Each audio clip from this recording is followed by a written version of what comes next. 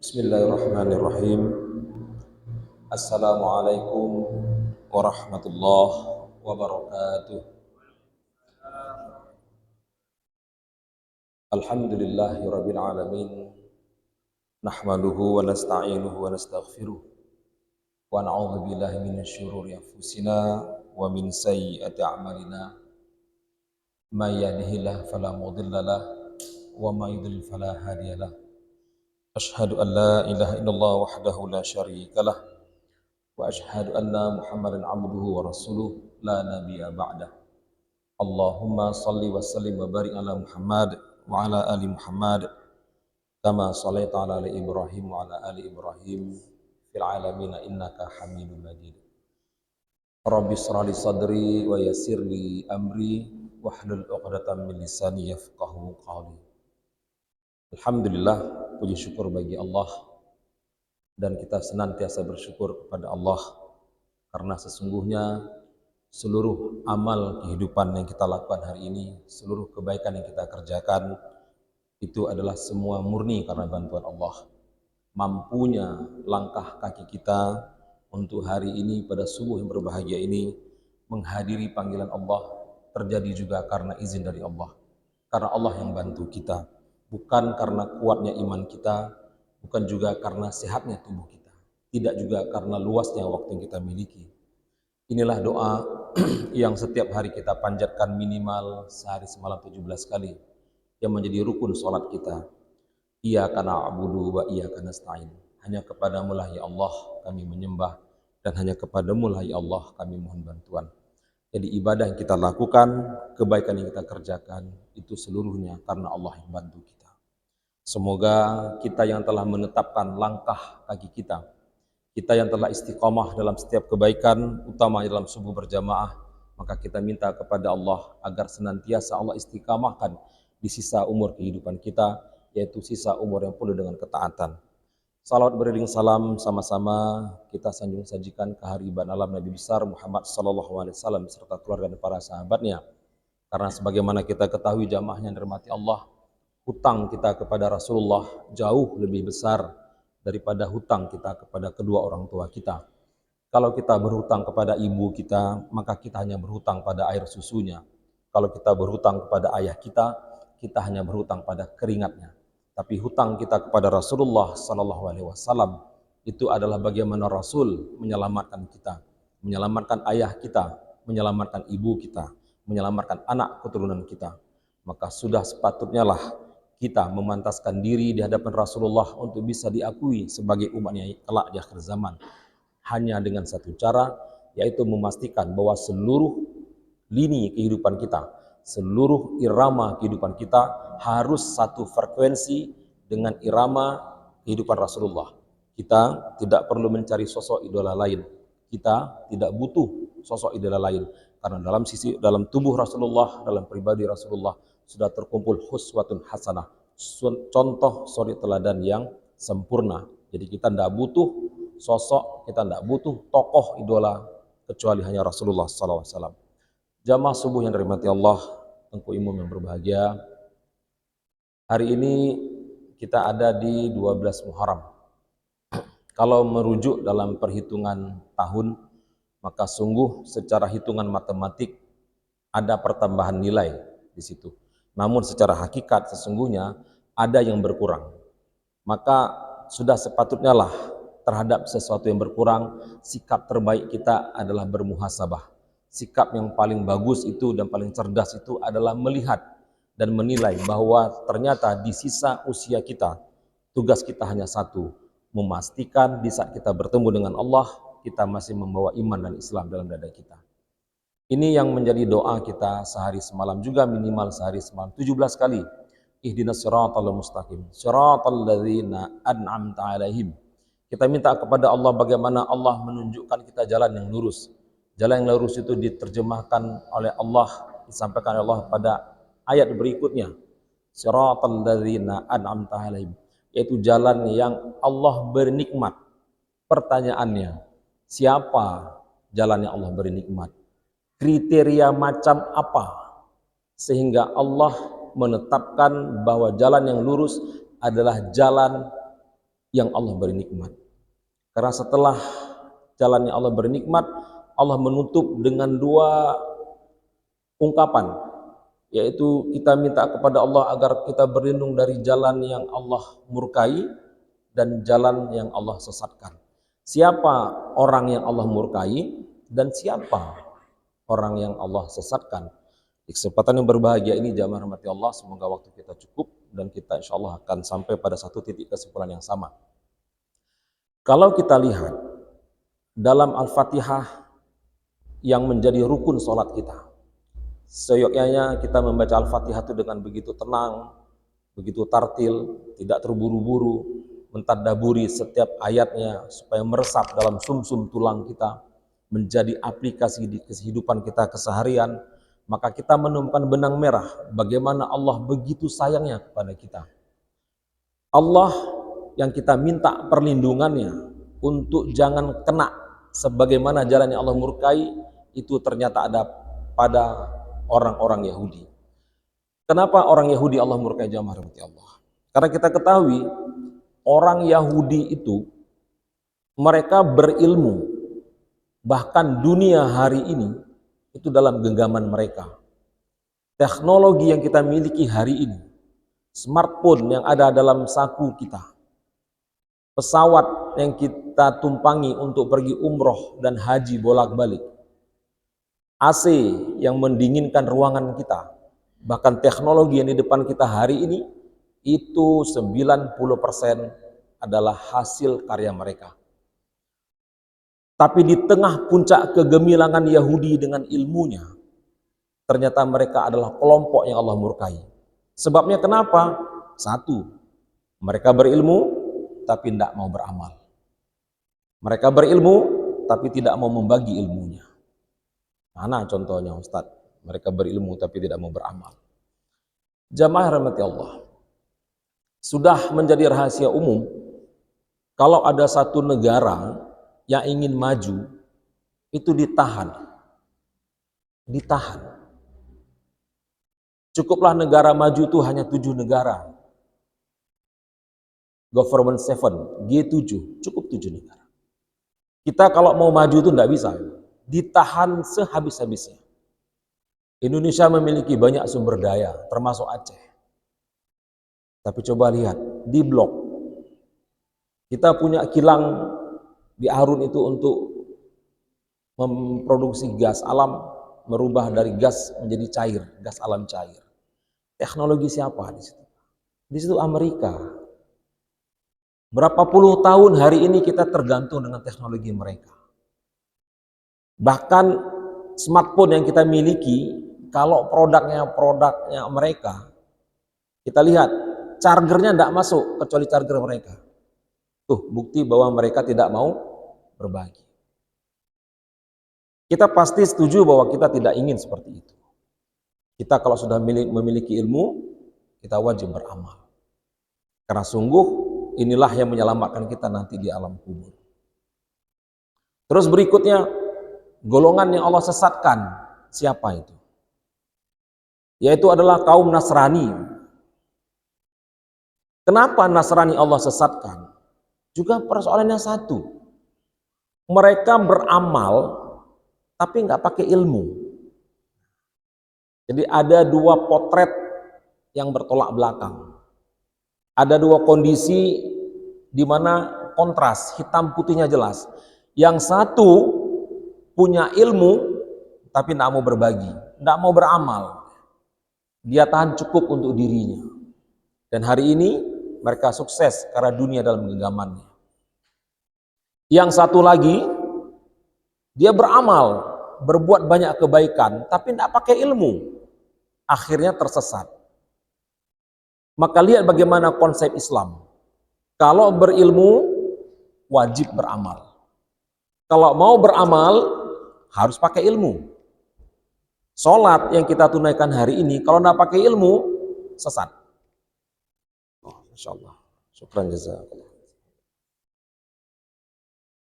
Sholat yang kita tunaikan hari ini, kalau kita tidak pakai ilmu fikih, selesai. Tertolak semua sholat kita, mulai dari wudhu kita, taharah kita. Bagaimana kita melangkah masuk masjid itu kalau tidak pakai ilmu selesai. Baca Quran tidak pakai ilmu tajwid selesai. Babak belur itu. Rusak apa yang kita baca. Kacau itu. Nah, kita di tengah-tengah hari ini. Kita bukan Yahudi, kita bukan Nasrani. Maka penting hari ini kita akan mencoba melihat siapa golongan yang Allah beri nikmat. Surah Al-Fatihah ayat ke-6 ini, ayat ke-7 ini, Allah terjemahkan dalam surah An-Nisa ayat 69. Nah, jadi Al-Quran menerjemahkan Al-Quran. An-Nisa 69, Allah menegaskan ada 4 golongan yang Allah beri nikmat. Nanti kita konversi 4 golongan ini apakah kita termasuk di dalamnya. Supaya kita di sisa usia kita yang secara hitungan matematik bertambah tapi hakikatnya berkurang, tidak banyak menyia-nyiakan waktu yang tinggal entah kapan kita menghadap kepada Allah. Jamaah rahmati Allah.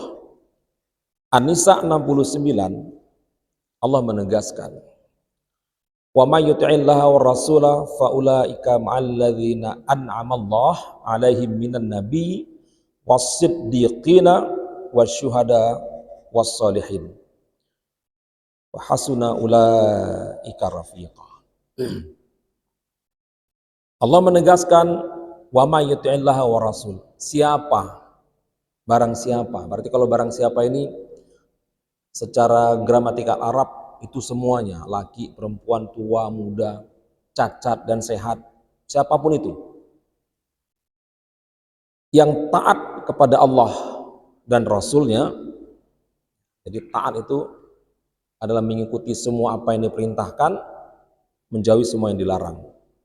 Faulaika ma'alladzina an'amallah, maka mereka adalah golongan orang-orang yang Allah beri nikmat.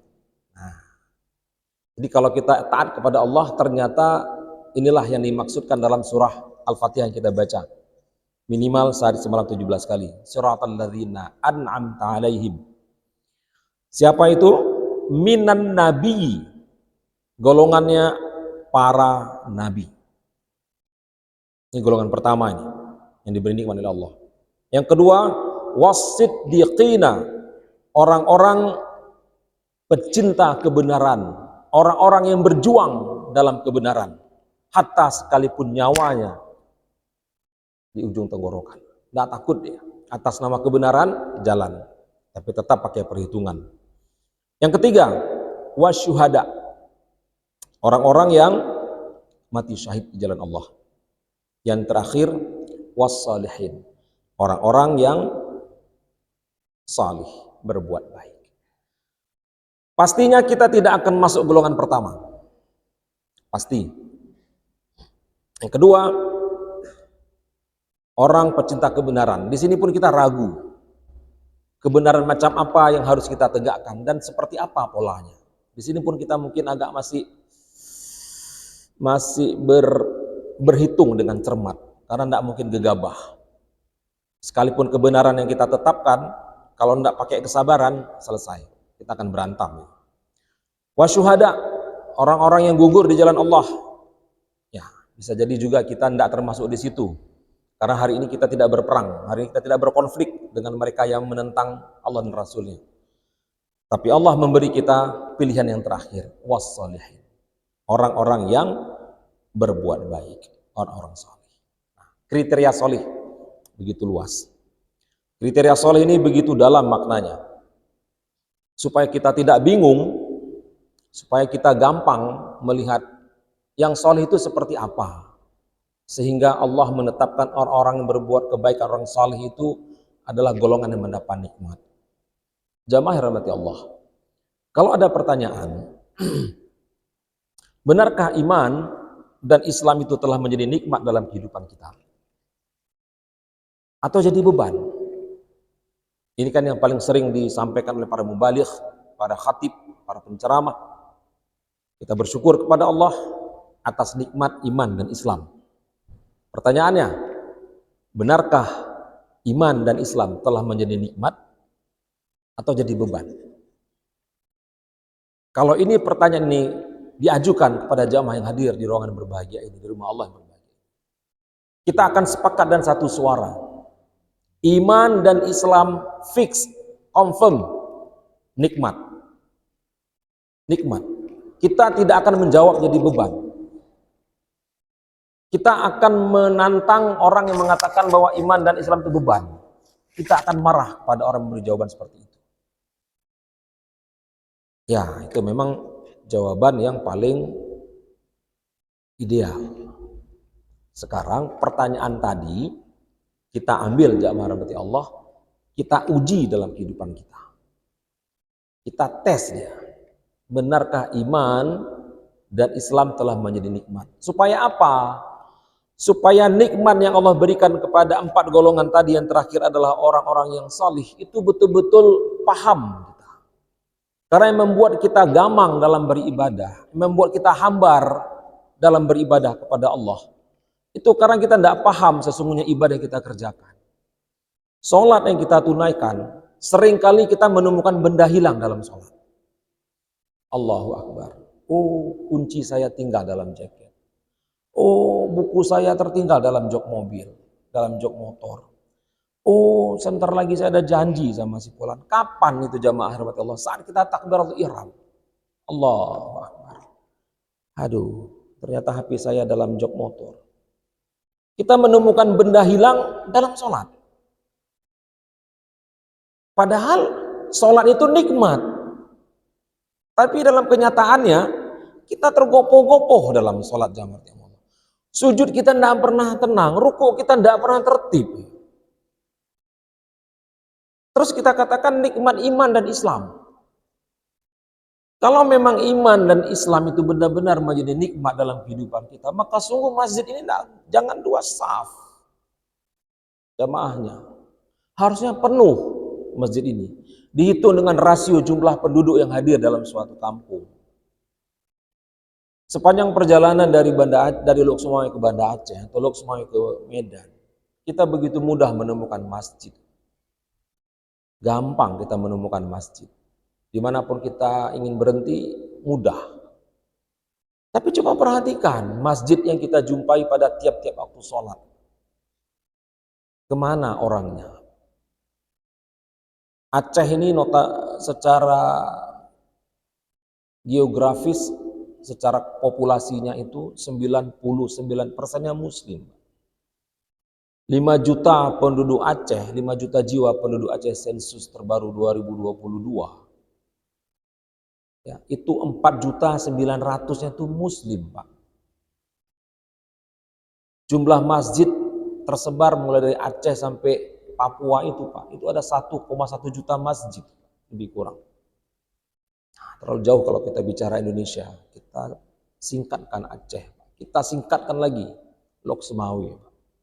Kita blok lagi, Pak, kampung kita, Pangguy. Mana yang ngakunya Islam? Mana yang ngakunya orang beriman? Dan jamaah subuh di tiap masjid itu adalah jamaah tetap. Tidak ada pertambahan jamaah. Ya, kalau jamaahnya sudah wafat, ya sudah, berkurang satu. Atau potret yang paling enak itu waktu Ramadan. Tarawih itu padatnya di malam 1-2 saja. Penuhnya itu 1-2-3. 4-5-6 menyusut perlahan. Ramadan itu agungnya itu di 10 hari akhir. Tapi 10 hari akhir kita penuh sesak di bandara, di pelabuhan, di stasiun kereta api, di terminal, di mobil pribadi untuk mudik. Tapi kalau ditanya apakah iman dan Islam itu jadi nikmat, kita akan mengatakan iya, nikmat jadi iman dan Islam.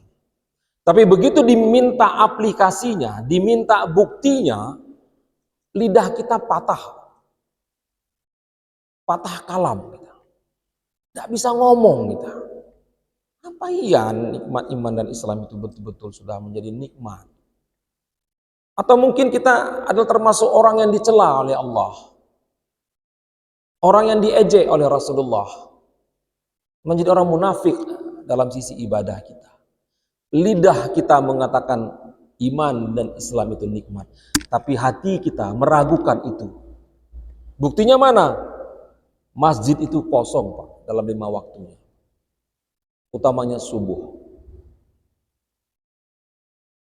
Terus aplikasinya, amalan kesehariannya lebih parah lagi.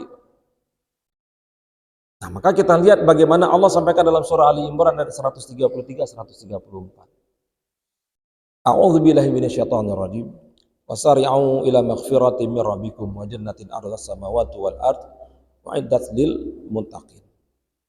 Lihatlah Allah yang menyeru kita untuk tergopoh-gopoh, untuk lari secepat mungkin dengan satu tujuan, mencari ampunan.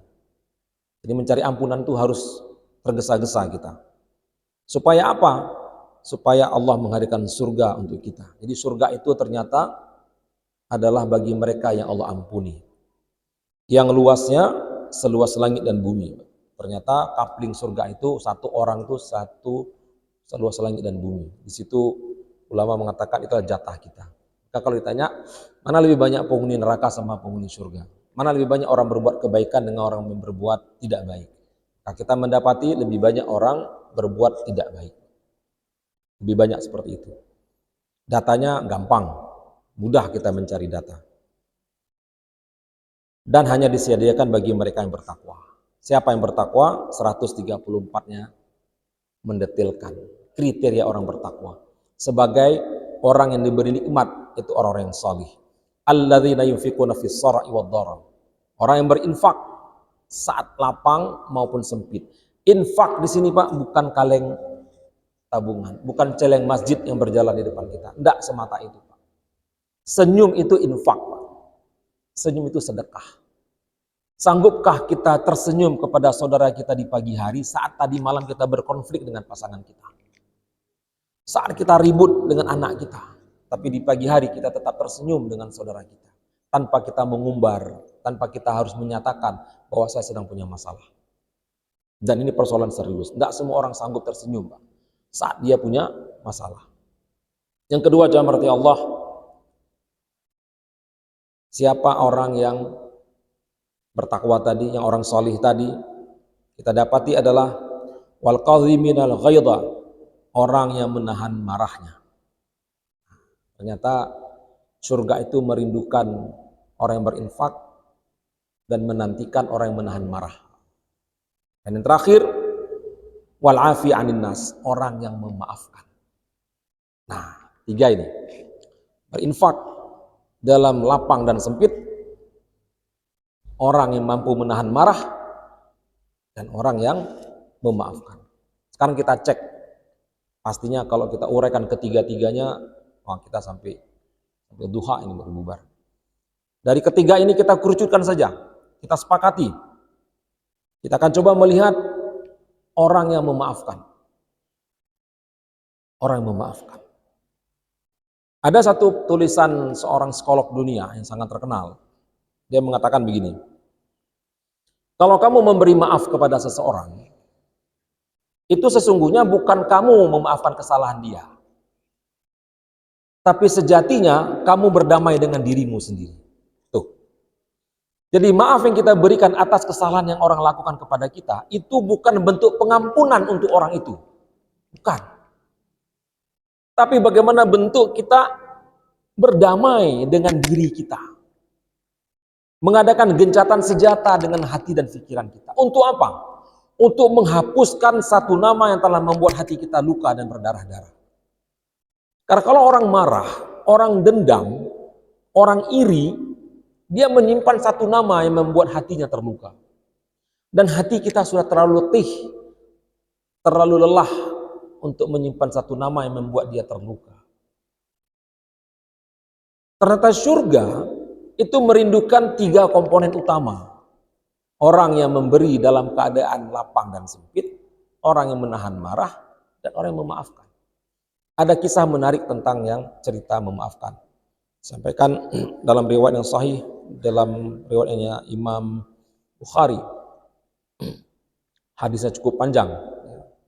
Bagaimana dalam sebuah majelis, Rasulullah mengatakan, "Yatfikum rajulun fil jannah."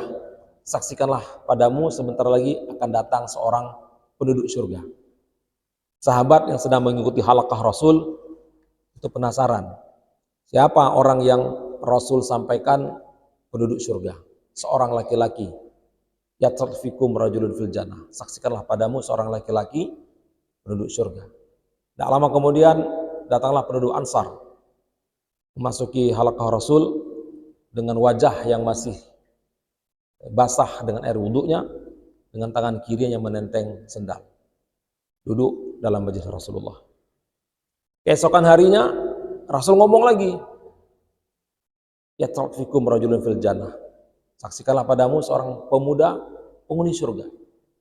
Sahabat penasaran, siapa ini mereka yang ditetapkan menjadi penduduk surga? Ternyata orang yang sama. Seorang pemuda yang masih basah dengan wudhu janggutnya dan tangan kirinya menentang sendal. Hari ketiga seperti itu lagi.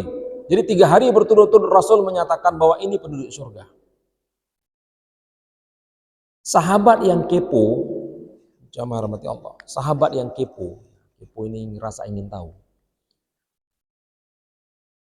Mencoba menginvestigasi, mencoba menyelidiki amal apa yang begitu istimewa sehingga Rasul menetapkan dia penduduk surga selama 3 hari berturut-turut.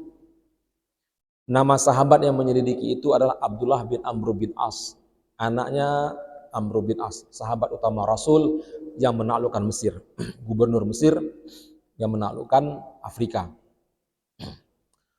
Sehingga Abdullah bin Amr bin As ini mendatangi sosok pria yang disebutkan tadi. Namanya tidak disebutkan dalam hadis tersebut, hanya ingin menyampaikan bagaimana kuatnya dan khususnya amal yang dikerjakan oleh pemuda tadi. Dia sedikit berdrama, bersandiwara, wahai sahabat, mohon izin saya nginap di rumahmu. Saya lagi berkonflik dengan orang tua saya. Mohon izin, 3 hari saja. Nah, ini menunjukkan apa jemaat Allah? Kalau kita bertamu, kalau kita bermusafir ke rumah sahabat, ke rumah saudara, ke rumah famili, itu tidak boleh lebih dari 3 hari. Tidak boleh lebih dari 3 hari. Kenapa? Karena memang adabnya begitu. Lebih dari 3 hari itu sudah menyusahkan tuan rumah. Kalau ingin kita lebih, maka hari keempat kita mundur dan cari penginapan. Itu jauh lebih terhormat ketimbang kita numpang lebih dari 3 hari. Lain hal kalau diundang. Apa yang dilakukan oleh Abdullah bin Amr bin As sepulang sholat Isya dari Masjid Nabawi, dalam pikirannya sudah terbentuk gambaran. Ini sahabat ini pasti Qurannya hebat. Dia akan baca Quran sepanjang malam sampai subuh. Atau tahajud yang tidak tinggal. Ternyata Abdullah bin Amr bin As keliru. Dia sengaja tidak tidur untuk mengintip. Rupanya Ahlul Bait tadi tidak tahajud, tidak baca Quran. Nah, ini kabar baik bagi kita yang jarang tahajud dan jarang baca Quran di malam hari. Hanya yang disaksikan apa? Jamaah rahmati Allah. Setiap kali dia terjaga dari bangun tidurnya, mulutnya qomat kamit berzikir kepada Allah. Terus tidur lagi. Ini mungkin besok ini dipikir oleh Abdullah. Ini besok ini. Malam ini sudah mungkin dia keletihan. Malam besok ditunggu juga. Tidak ada amal spesial yang dilakukan. Tidak ada sebuah amal yang mempesona yang dikerjakan oleh sahabat Ansar tadi. Cuman yang dia lakukan adalah setiap kali dia mau tidur, dia duduk sebentar, mulutnya qomat kamit, dan dia tidur. Terus bangun dari tidurnya, dia qomat kamit, tidur lagi. Semakin bingung ini Abdullah, ini apa ini sekarang ini? 2 malam berturut-turut, tidak ada amal yang istimewa. Dia tidak sholat malam, dia tidak baca Quran, dia tidak berzikir. Mungkin malam besok ini. Malam besok dilihat lagi. Ternyata sama. Tidak ada apapun yang dikerjakan oleh sahabat tadi. Akhirnya Abdullah bin Amr bin As sampai pada titik hampanya. Gak mungkin Rasul bohong. Gak mungkin Rasul itu dusta. Sebab ini bukan sekali, tapi 3 kali diulang berturut-turut. Gak mungkin. Akhirnya dia memberanikan diri ngomong. Wahai sahabatku, ini hari ketiga dan sudah saatnya aku pamit. Sebelum pamit aku ingin sampaikan, sungguh aku tidak berkonflik dengan ayahku. Aku nggak berkonflik dengan orang tua. Aku kemari hanya ingin memverifikasi. Aku hanya ingin tahu amal ibadah apa yang kamu lakukan yang begitu mempesona. Amal perbuatan apa yang begitu memukau. Sehingga Rasul menetapkan kamu penduduk surga 3 hari berturut-turut. Terus apa disampaikan oleh sahabat tadi? Ya begitulah. Apa yang kamu lihat, ya begitulah. Gak ada yang istimewa. Saya tetap sholat wajib seperti biasa. Tidak ada amal khusus yang saya kerjakan. Ya sudah, kata si Abdullah bin Amr bin As. Berarti dia sudah gagal dalam melihat rahasia apa. Saat Abdullah sudah mau beranjak, Abdullah dipanggil. Ta'al indi ya Abdullah. Sini Abdullah, mendekatlah. Akan aku sampaikan sebuah amal yang aku kerjakan. Benar aku tidak tahajud. Benar aku tidak baca Quran. Benar aku tidak berzikir sepanjang malam. Tapi ketahuilah, saat aku ingin tidur menutup mataku, aku mohon kepada Allah. Ya Allah, aku maafkan ya Allah seluruh kesalahan orang yang telah zalim kepadaku. Aku tidak iri ya Allah. Aku tidak dengki ya Allah. Kesalahan yang mereka lakukan walaupun itu nyata, walaupun itu tidak nyata, walaupun tersembunyi, walaupun disengaja maupun tidak disengaja ya Allah, ku maafkan ya Allah. Aku tidak menuntut kisas nanti di hari akhirat ya Allah. Ku maafkan ya Allah. Dan aku mengambil tidur. Kalau aku terjaga dari tidurku, aku mengulang doaku saat aku mau tidur. Ya Allah, ku maafkan ya Allah. Sederhana ternyata zaman nanti Allah. Ternyata dia hanya memaafkan kesalahan orang. Yang hari ini begitu mahal di negeri kita. Yang hari ini begitu langka dalam kehidupan kita. Hatta sekalipun kita dengan pasangan kita. Berat mulut ini untuk meminta maaf. Apalagi memaafkan. Nah itulah orang-orang salih. Memaafkan. Memaafkan. Dan ini bentuk puncak akhlak yang paling tinggi. Ulama mengatakan ada 3 komponen kalau kita melihat akhlak kita itu bagus. Pertama, berbuat baik kepada orang yang telah berbuat baik. Artinya kebaikan dibalas kebaikan. Nah itu biasa Pak. Biasa. Sering dalam kehidupan kita, kejut dan galak dan ngetraktir gaknya. Karena beliau suka traktir saya. Kenapa suka kirim bubur ke rumahnya? Karena dia suka kirim sayur ke rumah saya. Ada perbuatan seimbang. Ya. Jadi kita berbuat baik itu karena orang telah berbuat baik kepada kita. Ketahuilah jemaah rahmati Allah, kalau kita membalas kebaikan karena kebaikan, itu bukan punya manusia. Itu punya makhluk hidup. Kucing, perhatikan kucing. Kucing di rumah, kalau kita berbuat baik kepada kucing, kucing itu kita kasih makan. Ya, kita perhatikan ya. Itu kalau kita pulang kerja, itu dia sudah nunggu di depan pintu pagar. Begitu kita sampai rumah, dia melendot di kaki kita. Itu kucing yang tahu balas budi. Jadi kalau kita membalas kebaikan karena kebaikan, itu bukan sesuatu yang hebat. Kalau kata anak sekarang, B. Apa B? Biasa aja. Biasa aja. STD, standar aja, nggak ada istimewanya. Karena kita membalas kebaikan karena orang berbuat baik kepada kita. Itu konsepnya. Dan itu bukan punya kita. Itu punya makhluk hidup yang merahmati Allah. Yang kedua, membalas kebaikan kepada orang yang benci kepada kita. Nah, ini yang agak sedikit berhitung kita. Sanggup nggak kita masih bisa mengirim bubur kacang hijau kepada rumah tetangga yang benci kepada kita, tidak suka sama kita? Sanggup nggak kita memberi mobil kita, meminjamkan mobil kita kepada orang yang nggak suka sama kita? Kita masih berpikir di sini, masih berhitung. Dan yang terakhir, berbuat baik kepada orang zalim kepada kita. Nah, ini dia. Berbuat baik kepada orang yang zalim kepada kita. Punya hutang kita, tapi hutang kita nggak dibayar, itu zalim, Pak. Punya janji tapi janji tidak pernah ditepati, itu zalim. Sanggup nggak kita berbuat baik? Ulama mengatakan kalau kita sudah di posisi yang ketiga, ya, di posisi paling akhir, berbuat baik kepada orang yang zalim kepada kita, yang telah nyata-nyata menjatuhkan harga diri kita. Dia bukan cuma benci, tapi menjatuhkan kita, memfitnah kita, itu zalim. Menipu kita, itu zalim. Tapi kita tetap berbuat baik kepadanya, maka ulama mengatakan kita baru mendapatkan secuil dari akhlaknya Nabi. Secuil dari akhlaknya Nabi. Baru dapat itu kita. Karena memang surga itu tidak murah, Pak. Surga itu mahal. Surga itu mahal. Masuk surga itu dipaksa, Pak. Masuk neraka itu sukarela. Kita datang kemarin dipaksa, Pak. Dipaksa ini. Bapak kalau nggak dipaksa tidak mau duduk tertib seperti ini, mendengarkan tausiah yang sudah Bapak dengar berulang-ulang. Tidak mau kita bersusah payah, Pak. Tidak mau kita berusaha payah menyuruh anak kita, menyuruh istri kita untuk tutup aurat. Karena perempuan itu pada kodrat penciptaannya tidak suka tertutup, dia suka terbuka.